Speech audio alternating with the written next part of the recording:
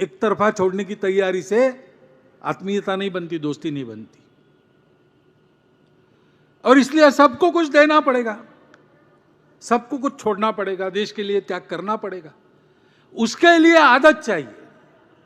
ये बोलना बहुत आसान होता है, लेकिन प्रसंग आने पर करने के लिए एक आदत करनी पड़ती है। उस आदतों की प्रक्रिया को ही संस्कार कहते हैं। ऐसा संस्कार देने का काम अपने राष्ट्र जीवन की जो नॉन निगोशिएबल बातें हैं उनको सबको समझाना, उस पर सबको लाना, उसमें किसी का नुकसान नहीं है। अपने क्षुद्र अहंकार, वासनाएं, स्वार्थ और भेद बुद्धि को छोड़ना, इतना ही करना पड़ता है।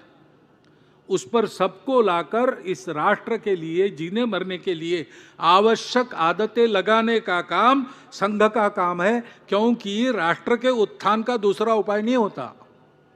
मैं केवल भारत की बात नहीं कर रहा हूं।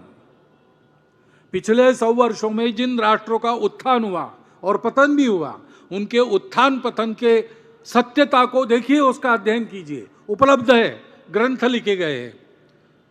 तो आपको ध्यान में आएगा कि उस देश की सामान्य जनता अपने राष्ट्र के लिए जीना मरना जब सीख गई, आपस के भेद और स्वार्थों को छोड़कर राष्ट्र हित में सब जग एक बने,